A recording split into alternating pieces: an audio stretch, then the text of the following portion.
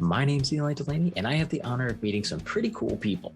These are the entrepreneurs, the artists, the creatives, the game changers that are making a positive impact in the people that they meet. And I'm a firm believer that the people that you meet can get you anywhere you want to go. And this show is my way of sharing them with you. It's my way of also helping you meet cool people. All right, welcome back, everybody. Eli here, and today on Meet Cool People, I have a friend that I met several years ago while I was here visiting the Dallas area before I moved. This is Brian K. Wright. He is a writing coach, radio show host, and magazine publisher who helps people share their message with the world and monetize their expertise. His best-selling book series, Success Profiles, Conversations with High Achievers 1 and 2, has featured celebrities such as Kevin Harrington, Chris Powell, Jack Canfield, Mark Victor Hansen, Sharon Lechter, Dennis Waitley, and many, many more. And he has been featured on The List, Entrepreneur, Authority Magazine, and numerous other podcasts. And he is here hanging out with us today. So, Brian, thanks for coming and hanging out. Thank you for having me. So you got all kinds of fun stuff going on, my friend. Yeah. Yeah. And you and I met at the Million Dollar Mastermind. And which year was that? Because was it 21? 22. Was it 22? Okay. Mm-hmm. So it was 22 before I moved here. And hit it off immediately. And it was so funny because for me, I thought it was the most bizarre thing. Once we actually got connected to social media, I'm like, okay, we run in the same circles. How is it we've not met before? Mm-hmm. And somehow we managed to not connect before, but we finally did. It's been really good.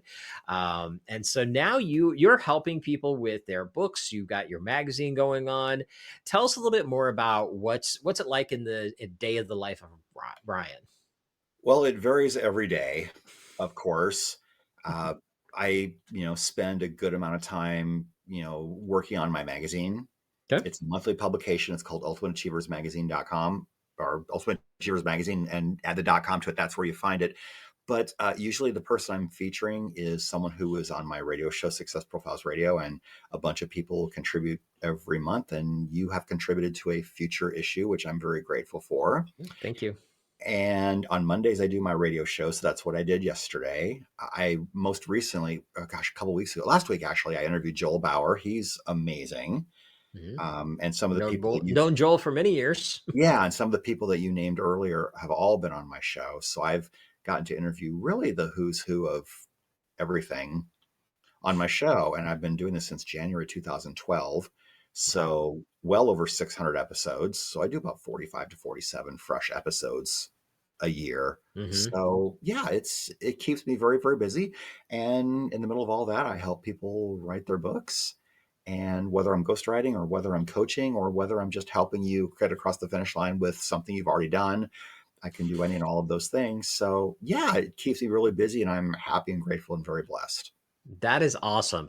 So what was it, you've been doing the radio show for ages. That is, in today's world, it's always amazing because this is the second podcast. I had an internet TV show back in 2010. My first podcast started in 2012. Then I did that to 100 episodes, took a major break, just started this one back up. We were in the 96, 97 episodes now. And I mean, for me, it's just like, it's flying by, but at the same time, it's like, it seems like it's a lot. And for you to have been doing the show for that long, that's a pretty amazing feat. What is it that, what was it that got you started with it? And what is it that, you feel is the biggest thing to be able to keep the success of it, keep it going for so long? Because podcasts, radio shows, they don't last these days. So what have you been doing? They don't. I've always wanted to do something in radio, but I had no idea that it would become this. I've always had an interest in radio, and I've always wanted to interview the people who I look up to. And so that really was why I started it. I wanted to interview the most amazing people in the world who I look up to and figure out how they did what they were doing. And I didn't have a business plan for this at the start. I figured that would eventually reveal itself to me, and it has. So some of the people who have been on my show have become clients of mine, which is really awesome and amazing. But I do it because I love it. And consistency is so important, really important.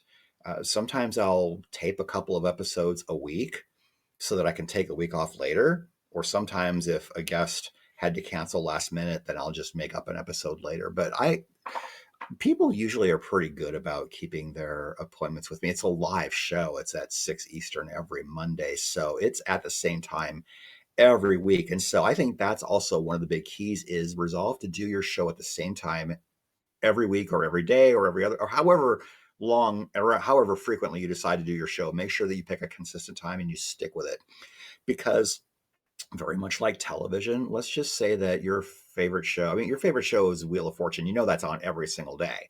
But if you're watching, one of the Chicago One shows or one of the Law and Order shows, you know what day of the week it's on. If they constantly start changing what day of the week it is, you get tired of chasing it. So if you're going to do a show, make sure you do it consistently and at the same time every time so that your audience can find you more easily. Nice. I love that. And I think that there's like two sides to it. Cause like from a standpoint, like one thing that the advantage of the podcast, like with this, we record it based on whatever schedule we have because it's pre-recorded. So Mhm. the Yeah. beauty of that is that we could be a lot more flexible in the time, but Yeah. the podcast goes out every Wednesday morning. Like Yeah. that is the delivery side of it. But I like the concept of even treating it more like a live show and saying, okay, we are committed to recording at this time. Mhm. And I think it creates a better commitment for both you and your guests. Yeah. I think that that's something that probably people should do more of, because I've had times, I mean, yes, there's times that things happen and people have to reschedule, totally Yeah. understandable. But then people look at it much more like, oh, we could just reschedule it later. And like, it's not that big of a deal. And it's like, well, Mhm. no, it actually is. And I've Mhm. had those kind of times come up before too. And I'm like, okay, Mhm. well, I guess, it wasn't that big of a deal to you, whatever. Yeah. Um, and Yeah. so you just, I think if you have that kind of commitment, it's like, okay, well, we record this time to this time every week. Yeah. Which week works best for you? I think Yeah. that might even be a better commitment to get the Right. accountability and commitment from Mhm. guests coming on, even if it's pre-recorded. I like that. Yeah. And sometimes I will pre-record an episode if a guest Mhm. has a scheduling conflict. I've done that, Right. on occasion. But what gets me is when I get pitched by a PR agency and I say yes, and then it's like pulling teeth just to get them to agree to a day and time, and they Mhm. reschedule and they reschedule and reschedule. If you have to reschedule me 3 times and you still don't show up, I'm like, let's just not even do this. Right. Clearly, this is not important to you. This is a commitment to me, and it is, and this is how I view it. It is a privilege to be on my show. Right. It Yeah. is.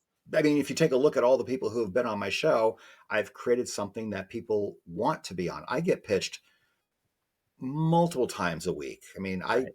yeah, I mean, and I don't take every pitch. I don't answer every pitch Hmm. because I want it to be interesting, not only for my audience, but I have to want to do it. Right. If I'm not interested in your topic, or the topic is already something that if it's something that's a little over my head and I can't relate to it, it's like, no, no. Right. Yeah. Yeah, well, and I can understand that. Like even with this show is an invite only. Like, I mean, Yeah. I have people come to me and say, "Hey, I should be on your show. I'm cool." And I'm like, "Well, the fact that you just said that, no, you're not." Right. It's a very different thing. But I mean, like, there is no place to just go booked to be a guest on my show. I invite people on there because we've had cool conversations. We get along. Something you're doing is cool. And I invite you on, just like I did with you, a couple weeks ago. And, for me, it's actually, I like it much better because the last show I was letting a lot of anybody on. And there Mhm. are times where you'll have those shows and it doesn't flow very well because you Mm-mm. don't know the person, you don't know what they're going to be like as a guest. So many people, I mean, yes, we do get on podcasts and radio shows and stuff to promote ourselves because the fact that we are in business and that's a Yeah. marketing tool. Yeah. However, they come in and they're literally just pitch heavy and it's just like Yes. it makes a bad experience. Yeah. And when someone says they will share the episode out and I don't see evidence of them ever having done it, I make a mental note of that, Yeah. because I've had some people on my show more than once. Not a lot of people get to be on my show more than once, Right. but a fair number of people do. And usually it's because either A, I found you very interesting, or B, I had so many questions that I didn't get to ask that I'd Hmm. like to do this again so that I can ask some of those other questions. Right. Yeah, and I think, it's so funny because I'm glad that you brought that up. As far as like as being a guest on somebody else's show, share it out. Mm-hmm. Because for me, that's a big thing. I Yeah. always make sure that I share it out. And if I don't, it was purely somehow slipped past me. Like Yeah. if you launched the show and forgot to tell me you launched the show, yeah, I may not promote it because I didn't Yeah. know. Right. But for me, that is a big thing too. And I even give people pre-written stuff. I'm like, hey, let me make your life easy. Here's some stuff to help promote it. And the interesting thing is that with the people who don't, they're the people that I'm less likely to pay attention to, and I'm less likely to re-promote that particular episode down the road as well. Mm-hmm. And it's one of those things that if you're a guest on people's shows, you really need to put forth a little bit of effort and show some solidarity with it. I mean, it really isn't that difficult. So I'm glad that you brought that up because that's a big Mm-hmm. hot button for me as well. Yeah. Awesome. So let's shift gears a little bit. You talked about you're helping people writing their books, and you've mentioned that you're a writing coach, but also you brought up ghostwriting, Yeah. which is a whole different world. People don't even really understand what that is, and it's kind of funny because, like, I'm a ghostwriter as well when it comes to email stuff. I specifically stick with email stuff. I'm not writing somebody's book. I'm Mm-hmm. happy to send them your direction for that one. Yeah. But talk a little bit about that. What are the type of clients you're working with, and where are people getting stuck when it comes to getting their books out the door these days? I work with entrepreneurs Okay. because I want to work with someone who's using their book to leverage in their business somehow. Hmm. And I think the place where people get stuck most is I don't know what to write about. And so Okay. we have a conversation about that. And the first thing I do is I ask, who is your audience? In fact, I had a client who had two different ideas for a book, and one was for a general audience and one was for a business audience. And I asked him, which audience do you want to talk to first? I think I'd like to talk to a general audience first. Well, then this is the book you're writing first. And that made it easy. So you need to know who your audience is going to be. I mean, not all of your books are going to be for everyone. I mean, if let's just for example, if you're writing a book on how to fix things around your house, that may or may not be a book that everyone would want to read, right? And I don't know why you'd want to write a book like that, honestly, because you can find all that stuff on YouTube pretty easily. YouTube it should be your best friend. If you need to figure out how to do something, go on YouTube. That's the best place because chances are somebody uploaded a video where they're actually demonstrating what they're doing. But I think, yeah, the picking the topic that you want to talk about. The other thing that people wrestle with is, will anyone read it? Will anyone buy it? Well, yes, your friends and your family will buy your book by default. In fact, the average book sells maybe 250 copies in its lifetime, which doesn't sound like a lot, but the people who sell more are using it for other reasons to leverage in their business. For example, maybe they're speaking on stage where they have an agreement with the event planner that maybe they might buy a book for everybody in the audience at a discount, maybe for 25% off or whatever. And there's a copy of the book for everyone on their chair. Or maybe if they don't do that, you have an opportunity to sell books at your full price in the back of the room and you'll sign it and you'll have a chance to have a conversation. You can figure out who you want to stay in touch with, and that could lead to something else. Sometimes people will use their book to set up coaching programs. That's way more than a $20 book. You could probably collect thousands of dollars a year doing that per person, depending on what your mastermind is about. Maybe you might want to invite someone to a retreat where they can dig a little deeper. For example, if I was to do a writing retreat, I would want, maybe 12, 15, 20 people at the most. It would be a higher ticket, but in exchange for that, it would be a lot more exclusive. Rent a very big house or rent a venue where and only the people who are coming know where it is. So it's private, and you might, cater or have something, but you would give them an experience. And see, here's the thing. You need to give people an experience. Sometimes people will write a book so that they can add to their email list. There's an offer in the book to learn more about this and get a weekly email about X. Sign up for the list here. Maybe you're selling a course. In fact, I had a client once who had a course on how to generate leads on LinkedIn. He wanted me to turn it into a book. People usually do it the other way around. They write the book and then they create the course. But he wanted me to use the course to create a book, which would then steer people back to his course, which I thought was a very clever way of doing it. And other people just want to write their memoir. I was a ghostwriter for an Olympic gymnast. And so it wasn't a business book, it was a memoir, but he's a name that people know. And so, based on his celebrity, people were going to buy his book. So, there are lots of reasons to write a book. And if someone is stuck on any of those issues, what do I write about? Will people buy it? How do we get started? I can help you with all of those things on a one-to-one basis. Nice. I love it. You covered a lot of stuff right there. And Mhm. one of, for me, like my first book, it was time. It was like, okay, it's time to put this out.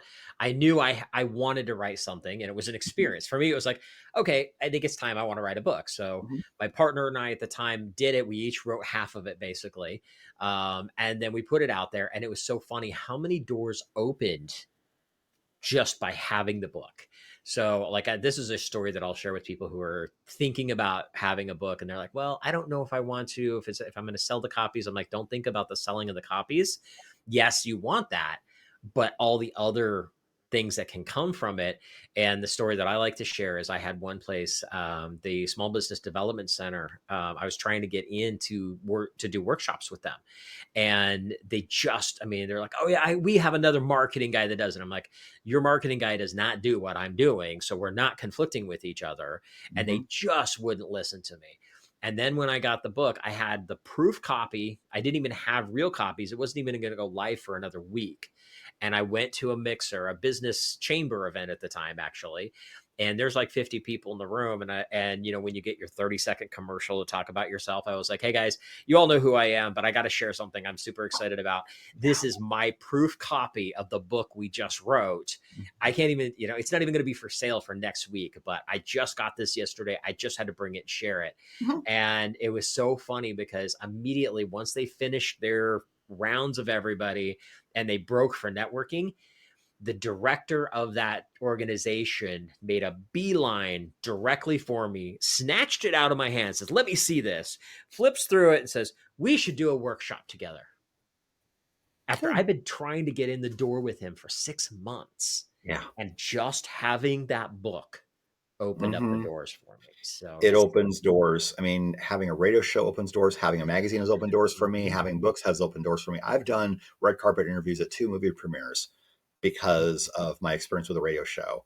Right. Because the guest who hosted me for both of those red carpets, one was to promote a book and one was to, no, actually, both of them were to promote a movie. Okay.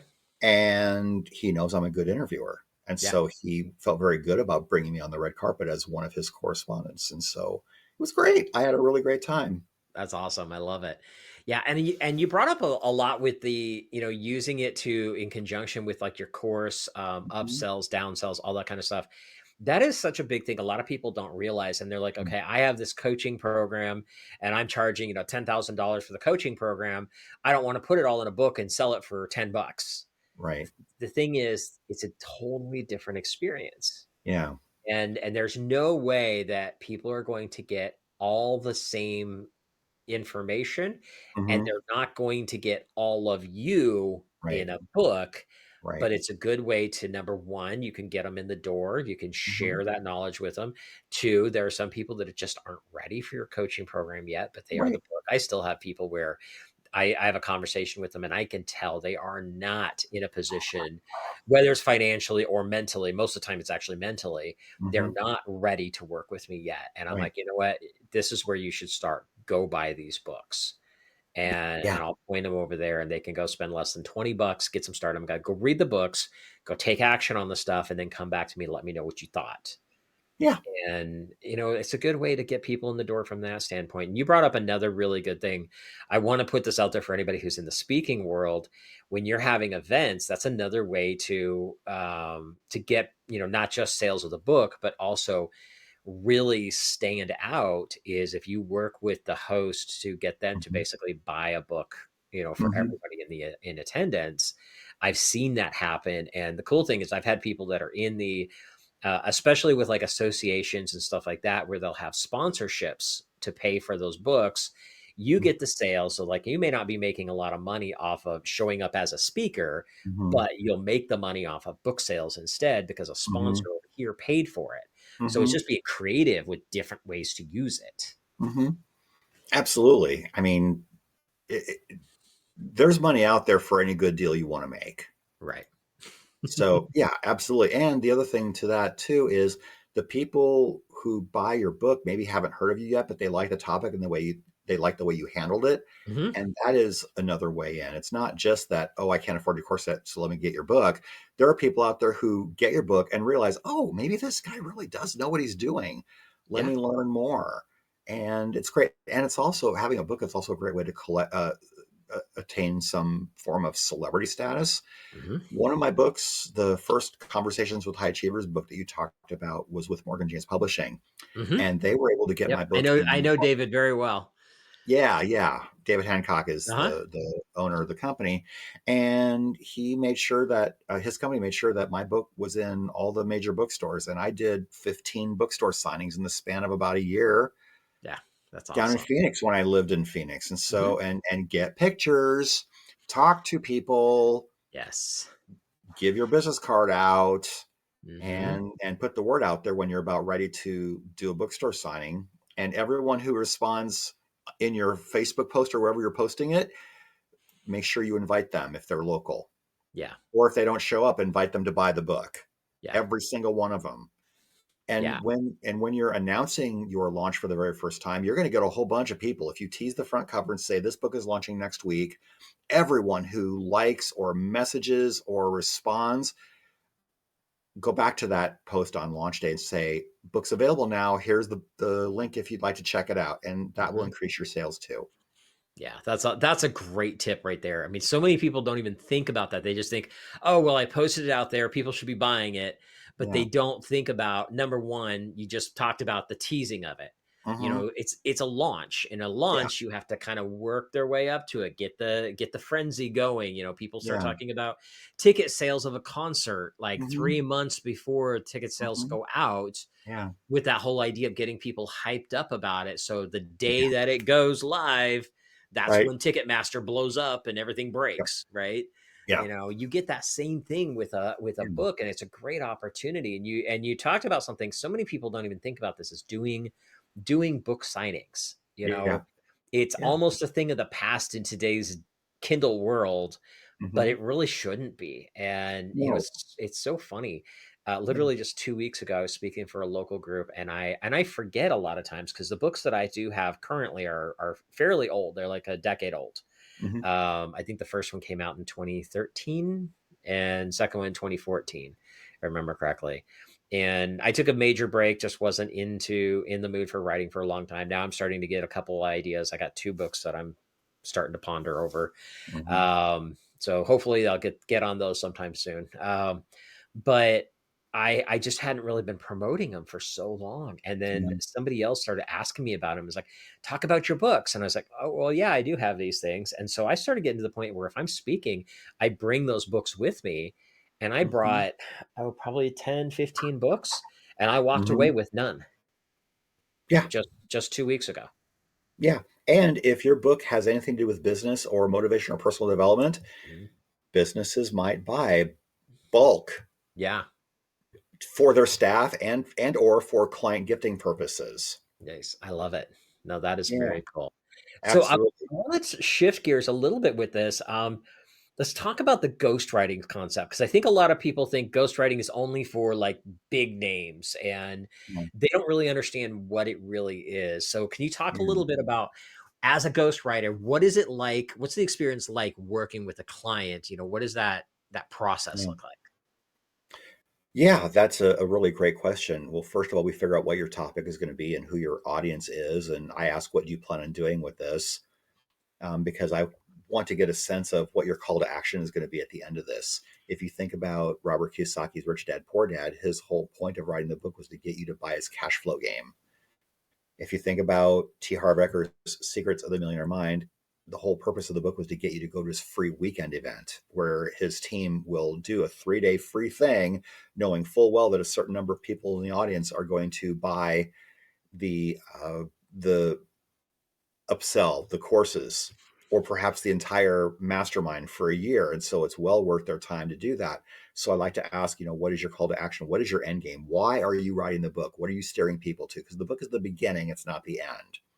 A lot of people think, okay, there's my book, that's it. No, no, no. Your book has to be part of a process to bring them into your universe in a much, much bigger way. So we figured that out. We figure out what the outline's going to be, and I have them figure out which stories they plan on telling. And then we plot which stories fit in which chapter so that you're not telling the same story multiple times. And then if I'm ghostwriting for you, we record the sessions where we just do a complete data dump. And then I start writing based on the transcripts of what we talked about. And I do it not as me, but as you, as your voice as much as possible. So I will say things the way that you would say them as much as I possibly can, because it is your book. Now, why do people hire a ghostwriter? Either they don't think they're good writers, they don't think they have time, or they make more per hour running their business than they would doing the book themselves. And so it just makes sense to source it out. So there are reasons why an everyday Mhm. person might hire a ghostwriter. And it really depends on what it is you're trying to do. Right. Yeah, and I think I mean, I love the process on it, and I use the kind of the same process when I'm working with clients for their email campaigns and everything. But one of the things I think you just ended with the most important thing there is like, um, I just don't have the time to do it, and it's my time is more valuable working in my business than it is Mhm. writing a book. Yeah. That's a valid concern. And with the fact Mhm. that some people are not writers, you and I are Mhm. writers. Mhm. There are some people that's just not their thing. Right. And I think that one of the other things, and this is the part that I would go through, anybody listening that's been like, yeah, I've been working on my book, because I hear this so many times, like, okay, how long did it take you to write your book? And you Mhm. find out that it's literally years. Mhm. Like, oh yeah, well, I wrote it. It took me about 2 years to write my book. And I'm like, it took me like 6 weeks to write my book. Mhm. I mean, yes, I am a writer, but Mhm. I literally I plugged away and kept doing it. So the Mhm. fact that it takes that long for somebody blows my Mhm. mind. And I'm like, Mhm. at that point, if you have the basic idea of what you want to accomplish with the book, but you don't have the time, or you're not a great writer, whatever the reason is, Mhm. maybe it is time to work with a ghostwriter. And in today's world, you know, ghostwriting is not somebody just writing the book as you. Mhm. They're pulling all your data from, for you, Brian, you are literally interviewing these people, asking them the Mhm. questions, and it's Mhm. all their words, their Yeah. stuff, Mhm. and that's the beauty of it, is you can just have a professional that knows how to pull your voice Yeah. and say, okay, this is the story. Well, it's the same story you're already telling. Yeah. It's just that somebody else typed it up. I mean, that's really what it is. And I'm not discounting it in any way, just so everybody's very clear. Because again, there's a lot of work that goes into it. But Yeah. if you stop and think about it as the person who's been working on your book, if you've been working on your book for 6 months and you're not even close to being done writing it, I would highly recommend talking to Brian or somebody else like him that say, hey, can we talk about this and see what it looks like? Because Mhm. would you rather work on your book for 3 years and then hope that something happens? Yeah. Or would you like to get it done in 3 or 4 months, or Right. less? I mean, how long does it take roughly to get a book if you're doing full ghostwriting and everything? It really depends a Okay. lot on how our schedules Right. match up, because sometimes it takes several weeks just to get all the interviews done because Yeah. the other person is so busy. And then by that time, we've forgotten what we've already talked about. So that makes things kind of messy. Right. But I mean, I like to get a full draft for somebody in less than 6 months. Hmm. And it depends on how long the book is. Now, if you have a lot to talk about, that's a lot for me to go through, Right. which Yeah. is It's a why I whole. want the outline done before we start, because I don't want to, because sometimes before I started doing that, before I started having the outline and the stories all charted out, there would be times in the transcript where I would realize, okay, we told this story 2 sessions ago. Which way did you tell it better, and where does it actually fit? That's a headache. Yeah, I can imagine. So that's why I want it to be organized to Mhm. some degree before we actually start. Now, of Right. course, there may be, situations where, oh, I forgot this story. Great. Where do we put it? Right. And that's what we have to figure out. Yeah. Well, and you also have to look at what is your ultimate goal and the size of the book too, Mhm. because like for me, I mean, nowadays I wouldn't want to write a huge book. And even the first two books that I had are both fairly small. I did that on Mhm. purpose. Mhm. I wanted them to be easy to read. I want people to Yeah. pick it up, read it. Matter of fact, mine were designed to be independent chapters. You could pick it Yeah. up and read whichever chapter you want in Right. any order. Right. But the whole point was to make it as simple as possible. And then we are in such an ADHD world Yeah. that big, thick books are hard for people to read these days. Right. So you want to do something smaller. And guess what? You could possibly have Mhm. multiple books instead. Exactly. Now, someone like Jack Canfield, who wrote the Success Principles, Yeah. it's 400 pages. He can get away with that because it is Right. so awesome. It's one of my favorite books. Hmm. But it was suggested to him that maybe, if he would have known when he started that, maybe he would have made 3 books out of that. Yeah. And it's like I have listened to the audio version of that, but Mhm. I have the book. A matter of fact, Mhm. I actually have 2 copies of it because I have one copy that I bought years ago, but I didn't read it because it was just so thick. Mhm. And so I listened to the audio version, but then somebody else came across and she's like, she was talking about that book. You got to read this book. And I was like, I have it, but it's buried in a box because I moved and I'm not Mhm. sure where it is. And like Mhm. 3 days later, another copy showed up. Like she Yeah. sent it to me. Oh, And the funny thing is, like, I immediately re-got my audio version of it because it's a big beast of a book.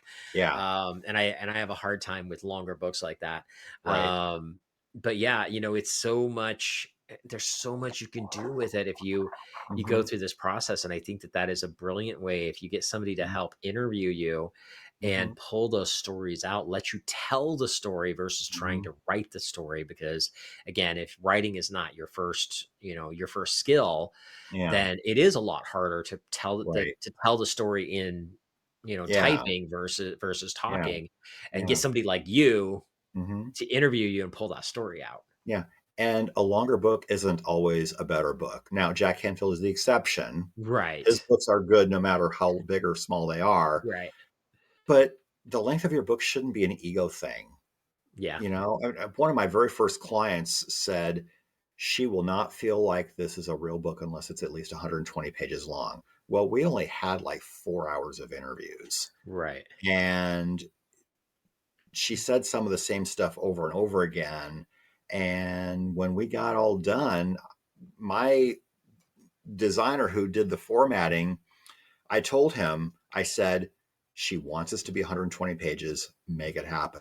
And so there were maybe fewer words on the page and the margins were a little bit bigger. And Right. there were blank pages so that if a chapter ends on the right hand side of the book, you flip to the left hand side and that's a blank page and then starts on the right again. And she looked at it and said, how come there's so much empty space? And I said, well, you did say you wanted 120 pages. Yeah.